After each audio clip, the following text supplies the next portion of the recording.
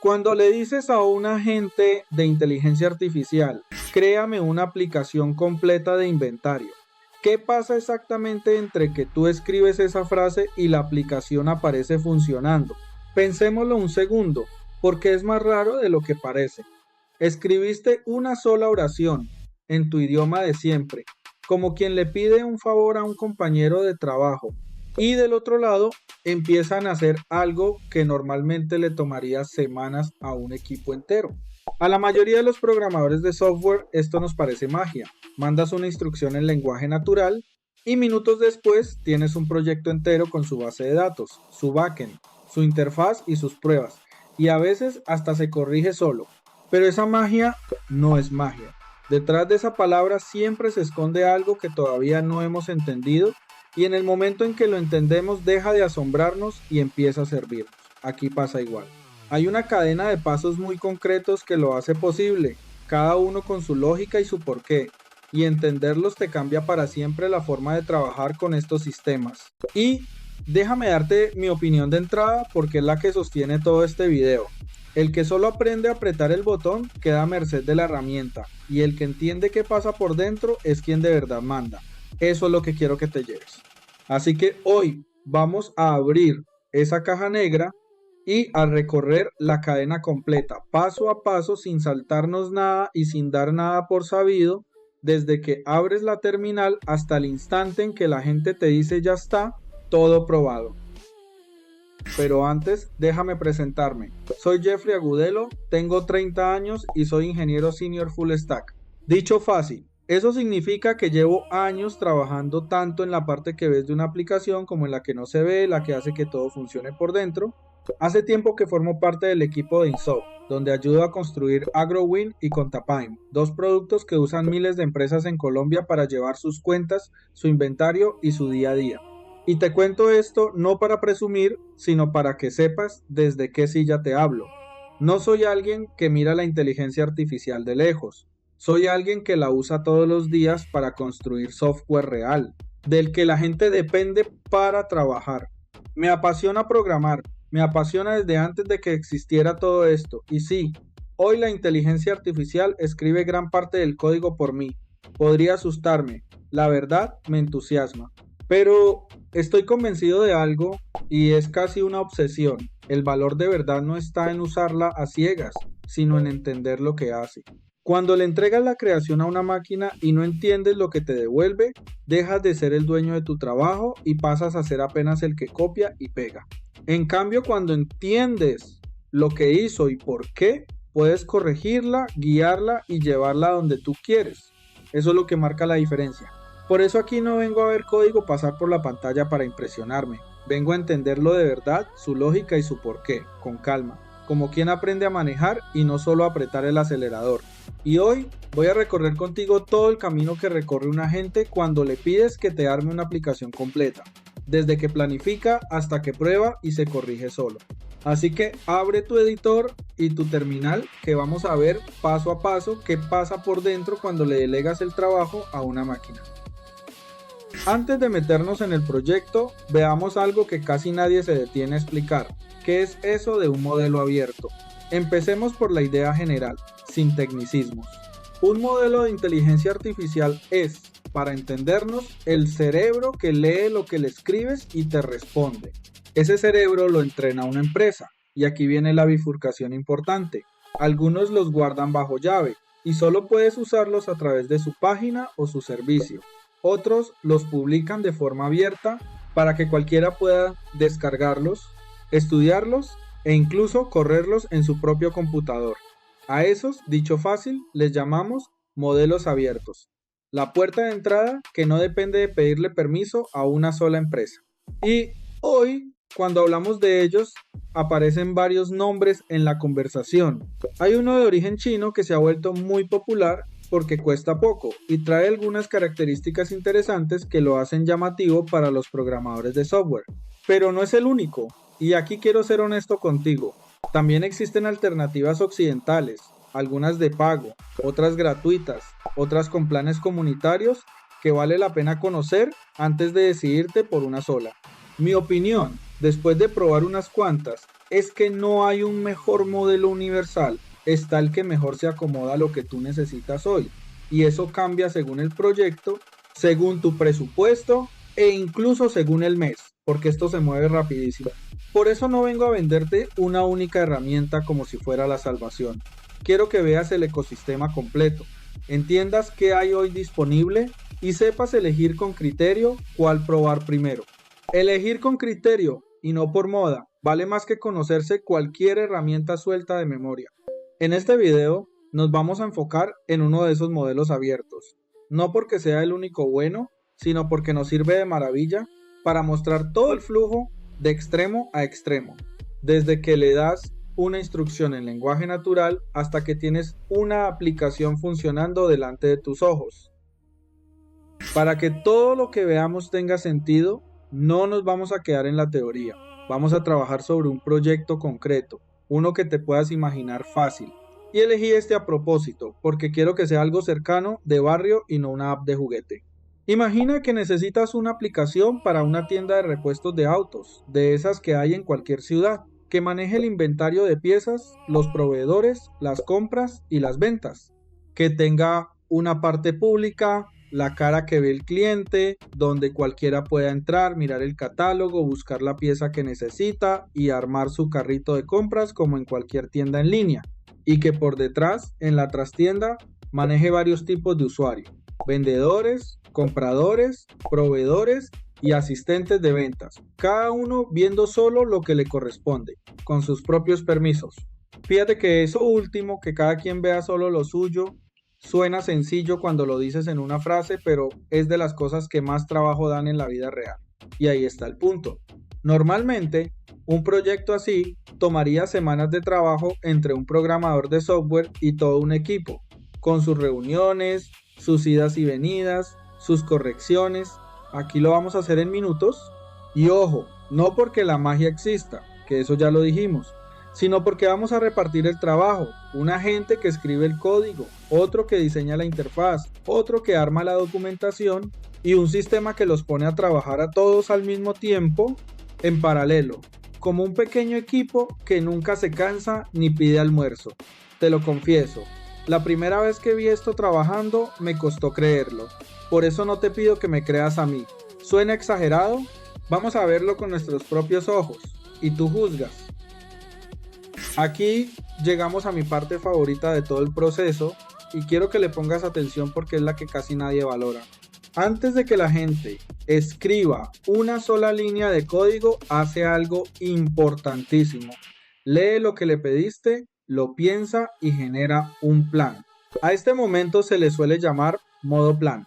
Detente en esto un segundo, porque es justo lo que hace un buen profesional y lo que nos falta a muchos cuando tenemos afán.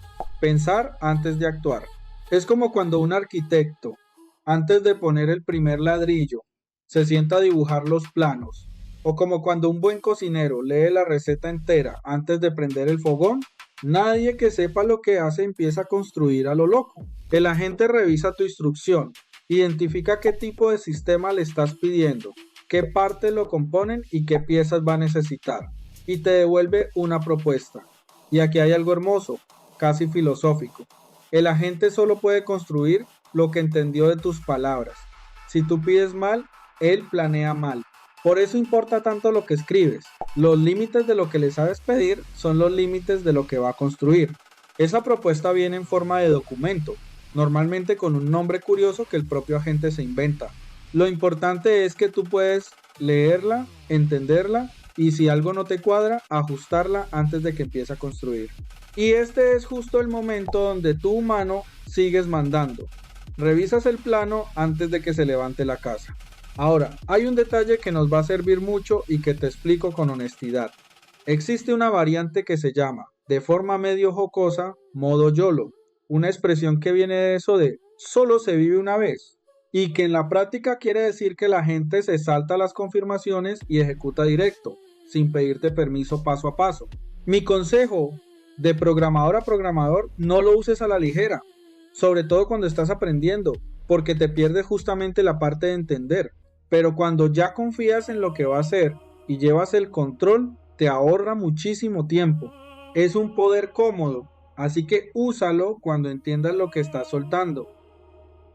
Antes de programar, el agente también deja por escrito qué tecnologías va a usar y por qué. Y fíjate que esto pesa más de lo que parece. Es quizás la parte más subestimada de todo el proceso. Piénsalo un momento. Cuando un equipo de personas arranca un proyecto de verdad, la primera pelea, y lo digo con cariño, es justo esta. ¿Con qué lo hacemos? Esa discusión puede tomar días, a veces semanas, y no es capricho, porque elegir bien las herramientas al principio te ahorra meses de dolor después. Lo bonito de que la gente lo deje por escrito es que cuando tú lees ese documento entiendes qué se va a construir y también cómo se va a construir, nada queda oculto. Y eso, para mí, es lo más valioso de todo, que la máquina no decida a puerta cerrada, sino a la vista, mostrándonos su razonamiento paso a paso. Veamos qué propone para nuestro proyecto y hagámoslo con calma, porque aquí es fácil que a un novato se le venga encima una lluvia de nombres raros y se asuste. No te asustes. Vamos a agrupar todo en dos grandes mundos y verás que tiene toda la lógica. Primero, el mundo de lo que ves, la parte visual, lo que aparece frente a tus ojos cuando abres la página. Para eso la gente elige un framework, una especie de andamiaje, una estructura base sobre la que se construye muy popular hoy en su versión más reciente, y lo acompaña de un lenguaje que le añade tipos, que es como ponerle una etiqueta a cada cosa para que sea mucho más difícil equivocarse. Si intentas meter un número donde debía ir un texto, el sistema te avisa antes de que eso se convierta en un problema. Para los estilos, o sea, los colores, los tamaños y los espacios, y para los botones y las tarjetas ya hechos, suma dos piezas que trabajan juntas. Una forma moderna de escribir el diseño pegado al propio código y una colección de componentes prefabricados de mucha calidad, para no reinventar la rueda cada vez. Y ahora el segundo mundo, lo que no ves pero sostiene todo. La parte que responde cuando haces clic en un botón se llama backend. Piénsalo como la cocina del restaurante, mientras que lo visual es el salón donde te sientas. Ahí elige un motor clásico y confiable del lenguaje JavaScript. Para guardar y consultar la información, suma una herramienta que nos deja hablar con la base de datos sin tener que escribir en ese idioma técnico y árido que normalmente se usa. En su lugar, escribimos algo mucho más parecido al propio lenguaje del programa. La base de datos en sí es una de las más sólidas y respetadas que existen, gratuita y usada por medio mundo. Para que la gente pueda entrar con su usuario y su contraseña, añade una pieza especializada en identidad y seguridad, porque el inicio de sesión es de esas cosas que más vale no improvisar. Y para que el mundo de lo visual y el de la cocina se entiendan entre sí, usa el idioma universal de Internet para que dos programas conversen. Uno pide algo, el otro responde y ambos hablan el mismo protocolo. Ahora bien, aquí va mi opinión y quiero que te quedes con esto más que con la propia lista de nombres. Lo impresionante no es que la gente conozca estas herramientas, cualquiera las busca en Internet. Lo impresionante es que sabe cuáles encajan bien entre sí, y ese es un conocimiento distinto, más fino, que normalmente solo tiene alguien con años de cicatrices encima.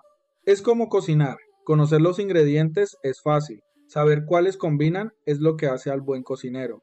Y toda esta selección, que parece larguísima y sofisticada, nació de una sola frase tuya en lenguaje natural.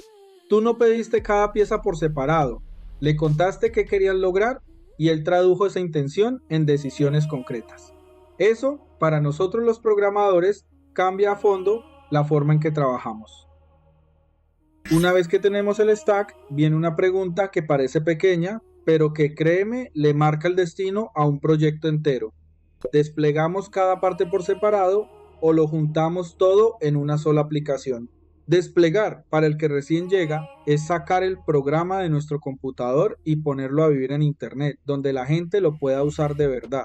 Y aquí hay dos caminos, así que veámoslos con calma, como si tuviéramos que decidir dónde vamos a vivir. El primer camino es separar.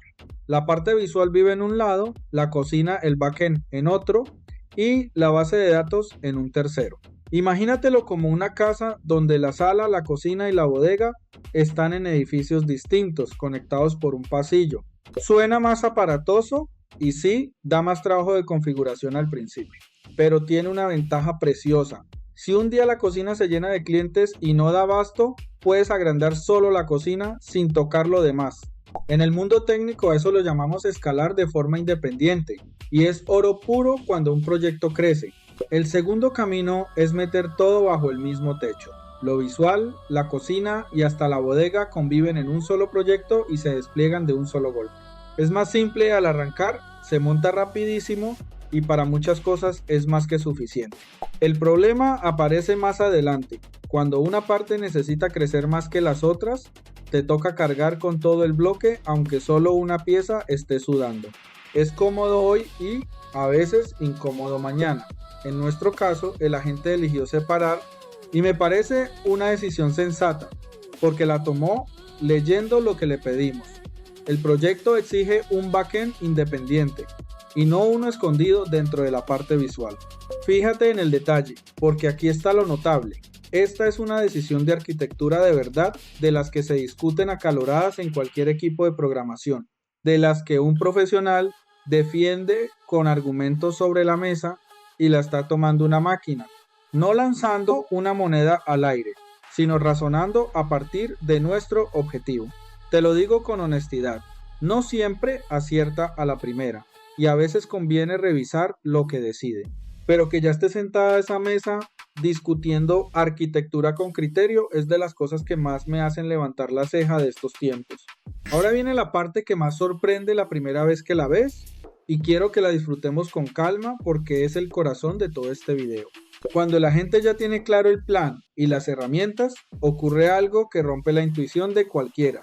No se pone a escribir todo él solo, de arriba abajo, como haría una persona sentada frente al teclado. En lugar de eso, se convierte en jefe de obra y contrata su propio equipo, lanza a otros agentes.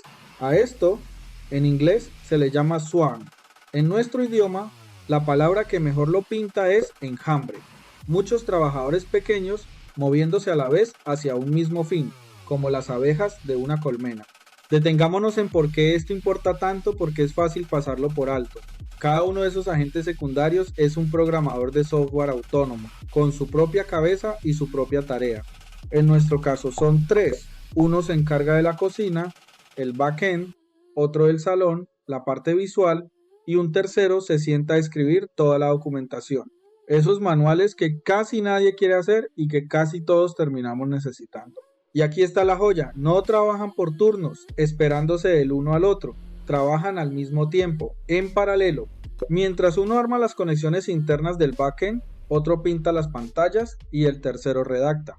Piénsalo así, en vez de un pintor que tarda 3 días en pintar 3 cuartos, tienes 3 pintores pintando un cuarto cada uno, todos a la vez. Ese es todo el secreto de la velocidad, y es la misma idea que lleva décadas moviendo la computación moderna, que es dividir el trabajo y hacerlo simultáneo. Y podemos verlo suceder, que es lo bonito. Cada agente tiene una barra que se va llenando poco a poco, y cuando uno termina, su tarea queda marcada como completada. Cuando los 3 cierran, no tenemos 3 pedazos sueltos, tenemos un proyecto entero, cosido. Esto no es un cuento ni una demostración maquillada. Es lo que pasó frente a nosotros. El agente principal, coordinando a su enjambre, dejó listo todo el proyecto en cosa de unos 17 minutos, echando mano de más de un centenar de herramientas distintas y gastando una cantidad de memoria muy razonable para semejante tarea. 17 minutos. ¿Piensa cuánto tomaría eso a mano? Ahora bien, seamos honestos y con los pies en la tierra. Paralelizar no es gratis ni mágico. Hay que coordinar a los 3 para que no se pisen entre sí. Y no todo lo que sale de un enjambre queda perfecto a la primera. Pero que hoy podamos siquiera hablar de esto como algo cotidiano ya me parece asombroso. Ahora que los 3 agentes terminaron, abramos la caja y miremos con curiosidad qué nos dejaron dentro. Lo que quedó tiene un nombre que suena a trabalenguas, pero que es sencillísimo de entender. Monorepo. Rompámoslo en 2. Mono es uno solo y repo es la abreviatura de repositorio, que no es más que la carpeta grande donde vive todo el código de un proyecto. Un monorepo, entonces, es una sola carpeta madre que guarda varios proyectos adentro conviviendo. En vez de tener el backend en un lado, la parte visual en otro y la documentación por allá perdida, Todos viven bajo el mismo techo, como una familia en una misma casa, cada quien con su cuarto, pero compartiendo cocina, reglas y servicios. ¿Y quién mantiene el orden en esa casa? Dos ayudantes silenciosos. Uno es una herramienta que coordina las tareas y sabe cuáles pueden hacerse a la vez para ir más rápido. El otro es un gestor de paquetes moderno, el encargado de traer y organizar todas las piezas prestadas que el proyecto necesita para funcionar. Piénsalo como el que hace el mercado y ordena la despensa para que a nadie le falte nada. Recorramos la casa.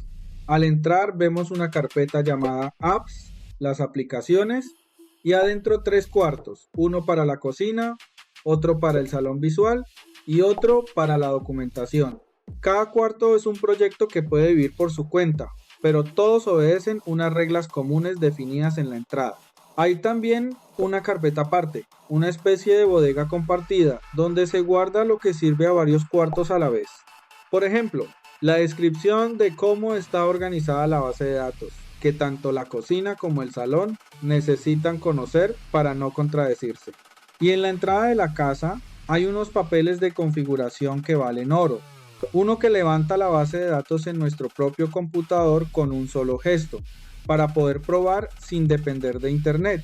Otro que le explica al gestor cómo están repartidos los cuartos. Y otro más que le dice al coordinador qué trabajos puede lanzar en paralelo. Y quiero que caigamos juntos en lo enorme de esto. Nadie dictó esta estructura archivo por archivo. Nosotros no dijimos ponme esta carpeta aquí y este papel allá. Le dimos una idea en nuestro idioma de todos los días y fue la gente quien decidió cómo organizar la casa entera. En el oficio, diseñar una buena estructura de proyecto es una señal de madurez. Es lo que distingue el código que se puede mantener del que se vuelve un nudo imposible en 6 meses. Que una máquina llegue a esa organización por su cuenta y con criterio es de las cosas que a mí más me hacen pensar. Hasta ahora la gente nos ha demostrado que sabe planificar, sabe elegir sus herramientas y sabe lanzar a su enjambre a trabajar. Pero hay un ingrediente más y para mí es de los más subestimados, porque es el que separa un resultado del montón de uno que de verdad se ve bien, las skills o habilidades. Vamos a entender qué es esto sin dar nada por sabido. Una habilidad en este contexto es literalmente un archivo de instrucciones extra que le entregamos a la gente para que aprenda a hacer algo muy específico y lo haga mejor. No cambia lo que la máquina es, sino que le añade sabiduría concreta. La analogía que más me gusta es esta. Imagina que contratas a alguien talentoso pero nuevo y le dejas sobre el escritorio el manual de buenas prácticas de la casa. Sigue siendo la misma persona, pero ahora trabaja con el conocimiento acumulado de quienes vinieron antes. Eso es una habilidad. Y aquí ocurre algo muy bonito, muy propio de nuestra profesión. Existe una colección abierta y muy popular de estas habilidades, dedicadas al diseño de interfaces, donde programadores de software de todo el planeta publican sus manuales para que cualquiera y el agente de cualquiera pueda crear pantallas más lindas y más fáciles de usar. Es la cultura de compartir lo que sabemos, que a mí me parece de lo mejor que tiene este oficio. Para nuestro proyecto vamos a tomar prestada una de esas habilidades, una especializada en diseño de interfaz que trae instrucciones minuciosas sobre cómo componer una pantalla, cómo manejar el movimiento y las animaciones, cómo elegir colores que combinen y mucho más. Instalarla es sorprendentemente sencillo. Basta una sola línea en la terminal donde le indicamos de dónde traerla y cuál queremos. No te voy a dictar el comando, lo verás en pantalla. Y el agente la descarga y la deja lista sobre su escritorio. Desde ese instante, cada vez que le pidamos algo relacionado con diseño, primero consultará ese manual y después responderá. Deja de improvisar y empieza a apoyarse en criterio ajeno de calidad. Eso sí, permíteme un consejo honesto, de programador a programador, porque no quiero venderte humo. No todas las habilidades rinden igual. Hay muchísimas publicadas. Y como en todo lo que es abierto y colaborativo, unas son excelentes y otras apenas pasables. Así que no las instales todas a ciegas, ilusionado, pensando que más es mejor. Pruébalas, compáralas y quédate con las pocas que de verdad te den resultados. Elegir con criterio tus herramientas, incluidas estas, sigue siendo tu trabajo, y es justamente ahí donde tu experiencia como persona pesa más que nunca. La máquina ejecuta, el buen juicio de qué darle todavía es nuestro. Con la skill instalada, le vamos a pedir a la gente que cree un sistema de diseño, lo que en inglés llaman Design System. Y aunque suene muy técnico, la idea es de lo más sencilla, así que vamos con calma. Un sistema de diseño es un documento que fija las reglas visuales del proyecto, qué colores se pueden usar y cuáles no, qué tipografías, qué tamaños de letra, qué espaciados entre las cosas. Es el manual de marca de una empresa, pero aplicado al software. Igual que la panadería del barrio tiene su logo, su color y su letrero, y no anda cambiándolos cada día porque perdería su cara, una aplicación necesita su propio manual para no verse hecha de retazos. Veamos qué hace la gente con esto. Siguiendo las instrucciones de la skill que acabamos de instalar, va a generar un archivo lleno de lo que se llaman tokens. Y aquí me gusta parar un segundo porque la palabra asusta y no debería. Un token, en este contexto, es una pequeña variable con nombre. En lugar de andar repitiendo por todo el código un color escrito como un montón de letras y números que nadie recuerda, le pones un nombre humano, algo así como color de acento o gris para textos apagados, y listo. Le pones nombre una vez y donde haga falta ese color, invocas el nombre. La gracia es enorme. Si mañana el color de la marca ya no nos convence, lo cambiamos en un solo lugar y toda la aplicación se actualiza sola. Nada de ir pantalla por pantalla arreglando a mano, uno por uno, rezando por no olvidar ninguno. Y aquí está lo que a mí más me interesa de este paso, y es algo que quiero que te lleves. Esto garantiza que cuando los distintos agentes pinten pantallas diferentes al mismo tiempo, todas se vean coherentes, como si las hubiera hecho la misma mano. Piénsalo, tienes varios trabajadores pintando habitaciones distintas de la misma casa a la vez. Sin un manual compartido, cada uno elegiría su color favorito y saldría una defecio. El sistema de diseño es ese acuerdo previo que los mantiene a todos alineados. Y déjame darte mi opinión honesta, porque me importa. Mucha gente cree que la parte visual de un programa es adorno, lo último, lo que se decide al final y con prisa. Yo lo veo al revés. Definir las reglas antes de pintar es lo que separa a un software que se siente cuidado de uno que se siente improvisado. Y me parece bonito que hoy podamos delegarle ese rigor a una máquina sin perder el criterio. Porque tú, como programador de software, no tuviste que abrir un editor visual ni pelearte con paletas de colores hasta la madrugada. Leíste la instrucción en tu idioma de siempre y el agente lo pensó por ti basándose en las reglas que ya tenía cargadas. Tú pusiste el criterio y él la ejecución, y esa repartición la verdad no está nada mal. Ahora déjame contarte algo que casi nunca se dice en voz alta cuando hablamos de agentes que escriben código. Y es incómodo pero honesto. Ese código por lo general no está aprobado. Sí, tal cual. El agente puede haber escrito 1000 líneas preciosas, ordenaditas, bien nombradas, un primor a la vista. Pero si nadie las prueba de verdad en un navegador, no tenemos ninguna garantía de que funcionen. Y esto vale igual para el código que escribe una máquina y para el que escribimos las personas. Hasta que no lo pruebas, lo que tienes no es una aplicación, es una esperanza bien escrita. Pensémoslo con una imagen. Es como si un constructor te entregara una casa reluciente sin haberte invitado nunca a recorrerla. Por fuera puede verse bella, con su fachada impecable, pero la llave abre de verdad la puerta, la ducha echa agua o solo hay un tubo bonito. Las ventanas cierran o entra el frío por los lados. No lo sabes hasta que caminas la casa. Con el software pasa lo mismo, hay que caminarlo. Y aquí me gusta detenerme, porque probar no es un trámite fastidioso que hacemos al final para cumplir. Probar es la forma en que la máquina y nosotros demostramos que entendimos lo que construimos. Si de verdad lo entiendes, sabes exactamente qué debería pasar al hacer clic y puedes comprobarlo. Para eso existe Playwright, una herramienta que maneja el navegador por ti como si tuviera manos invisibles. Le dices que abra tal página, que escriba tal cosa en tal casilla, que haga clic en tal botón y ella lo hace obediente y después te reporta con toda honestidad si algo falló o si todo salió bien. Hay una versión de esta herramienta que se maneja por completo desde la terminal, esa pantalla de texto donde escribimos órdenes, y por eso encaja de maravilla con los agentes de código, que también viven ahí. Así que fíjate lo que vamos a hacer ahora, porque es un giro precioso.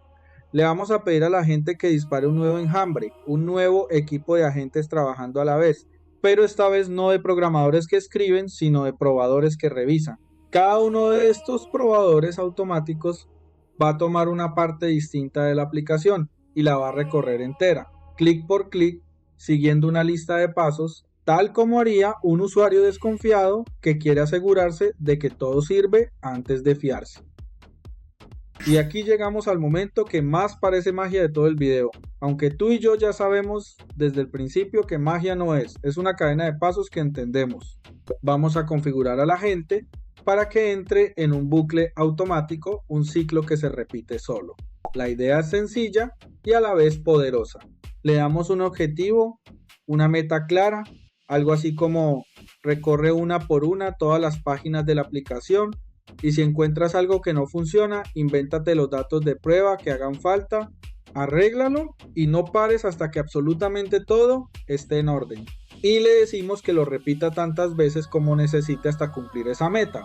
Entonces ocurre algo que la primera vez te pone la piel de gallina. Mientras esa meta está activa, el agente empieza a girar sobre sí mismo. Abre una página, la revisa, tropieza con un error, llama a otro agente ayudante para que lo corrija, espera el arreglo, vuelve a probar la misma página para confirmar que quedó bien y solo entonces avanza a la siguiente. Y otra vez, y otra. Y tú, mientras tanto, no tocas absolutamente nada, solo miras. ¿Ves cómo el contador de tareas terminadas va subiendo? ¿Cómo las barras de progreso se llenan solas? ¿Cómo la lista de fallos se va tachando uno por uno con su marca verde de resuelto? Y fíjate en el detalle que a mí me parece el corazón de todo esto. No solo no escribiste el código, tampoco escribiste ninguna de las correcciones. El propio agente decide que está mal, decide cómo arreglarlo, lo arregla, lo vuelve a probar y no se da por satisfecho hasta que la prueba pasa. Una máquina que se equivoca, se da cuenta de que se equivocó y se corrige a sí misma sin que nadie se lo señale. Detengámonos ahí un momento, porque es enorme. Durante casi toda la historia de la computación, la máquina hacía exactamente lo que le decías, ni más ni menos. Y si estaba mal, mal se quedaba hasta que un humano llegaba a rescatarla. Que ahora pruebe, juzgue su propio trabajo y lo repare, cambia las reglas del juego de raíz. Y aquí va mi opinión. Sin adornos, esto no nos deja sin oficio, nos cambia de asiento. Dejamos de ser el operario que teclea cada instrucción y pasamos a ser el supervisor que fija el rumbo, pone los criterios y decide que está bien. No es un ascenso automático, ni una excusa para relajarse. Al contrario, exige más juicio, porque el que define qué significa que todo funcione, sigue siendo tú. La máquina persigue la meta con una constancia infinita. El sentido de la meta lo pones tú. Después de recorrer todo ese camino juntos, tomemos aire y miremos con calma qué fue lo que quedó, porque se lo ganó. La aplicación ya está corriendo, viva, respondiendo. Si abrimos el navegador nos encontramos con la tienda hecha y derecha, un catálogo con productos de verdad, no cajas vacías con la palabra ejemplo, sino cada artículo con su nombre, su descripción, su precio, en nuestros pesos, su marca y hasta su calificación. Hay un aceite de transmisión, un alternador para un modelo de auto concreto, un amortiguador para otro, una batería. Cada producto con su botón para ver el detalle, su carrito de compras que suma, su buscador que filtra. Hay una sección de ofertas, otra de marcas y un formulario para iniciar sesión que de verdad valida quién entra.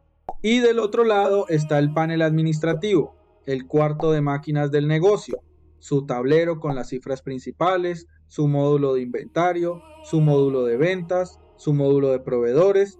Y quiero que pesemos bien lo que estamos viendo, sin dramatizar pero sin quitarle mérito. Todo esto lo construyó un agente, trabajando en paralelo con otros dos. Se probó a sí mismo y se corrigió a sí mismo, mientras un cuarto agente le iba señalando qué revisar. Nosotros, mientras tanto, escribimos frases en español y miramos. Y aquí es donde para mí cambia la conversación entera. Fíjate que Esa pregunta que llevábamos años haciéndonos, si la inteligencia artificial podría escribir código, ya quedó respondida delante de nuestros ojos. Sí puede, y además prueba y arregla. Esa discusión se cerró, así que la pregunta que ahora nos toca responder a cada uno es otra, y es casi personal. ¿Qué vamos a hacer nosotros con todo ese tiempo que antes se nos iba escribiendo las mismas líneas por centésima vez? Porque ese tiempo de repente es nuestro otra vez. Y lo que hagamos con él lo dice todo. Lo que acabamos de ver juntos no es una exageración, ni una demostración maquillada para que el video quede bonito. Es lo que pasa hoy, en este preciso momento, mientras hablamos, cuando alguien con acceso a uno de estos modelos por una cifra mensual muy modesta se sienta frente a una terminal y pide, en español, en su idioma de todos los días, sin saber una palabra de inglés técnico, que le construyan una aplicación completa y funciona. Y seamos honestos, porque prometerte de más sería traicionarte. No siempre sale a la primera, no siempre sale perfecta. A veces hay que insistir, corregir el rumbo, pedirlo de otra manera, pero funciona. Y lo asombroso no es solo que funcione hoy, sino que cada mes que pasa funciona un poco mejor, con menos tropiezos, entendiéndonos un poco más. Esto nos obliga, quieras o no, a repensar unas cuantas cosas, y prefiero que las pensemos nosotros con cabeza fría antes de que nos las impongan con miedo. Primero, ¿qué significa ser programador de software hoy? Ya no se trata tanto de teclear código línea por línea como quien copia a mano, sino de saber qué pedirle a la máquina, cómo pedírselo con claridad y algo que no se puede delegar, cómo verificar con criterio que lo que hizo de verdad está bien. Ahí seguimos siendo insustituibles. Segundo, ¿qué lugar le queda a la prueba? Ese revisar que todo sirva. Si la máquina ahora también prueba, desaparece el oficio de quienes aseguran la calidad. Yo creo que no. Creo que se eleva de revisar botón por botón a decidir qué significa que algo esté realmente bien hecho, que no es poca cosa. Y tercero, para mí el más importante, ¿qué hacemos con el tiempo que se nos libera? Porque cada hora que un agente te ahorra escribiendo lo repetitivo es una hora que recuperas para lo que ninguna máquina puede hacer por ti. Entender de verdad el problema que intentas resolver, sentarte a conversar con las personas que van a usar lo que construyes, escuchar qué les duele y diseñar algo que de verdad les cambie el día.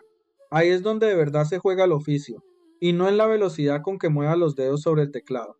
Y quiero cerrar levantando un poco la mirada porque esto es más grande que una herramienta nueva. Piénsalo, hace muchísimo tiempo, un ser humano en una cueva mojó los dedos en tierra de colores y pintó en la roca lo que había visto, para no olvidarlo, para contárselo a otro. No tenía otra forma de guardar una idea fuera de su cabeza. Desde aquella mano en la caverna, venimos estirando la mente hacia afuera. La palabra, la escritura, la imprenta, el cálculo, las máquinas que hoy conectan al mundo entero. Y estamos en un eslabón nuevo de esa misma cadena tan antigua. Por primera vez le pedimos a una máquina que pinte por nosotros, que cree, que pruebe lo que creó y que se corrija sola cuando se equivoca. El cavernícola pintó en la cueva porque la mano era todo lo que tenía. Nosotros ya no tenemos ese límite, así que la pregunta con la que quiero dejarte no es si la máquina puede pintar, porque eso ya lo vimos. Es esta: ¿qué vamos a pintar nosotros ahora que la mano ya dejó de ser el cuello de botella?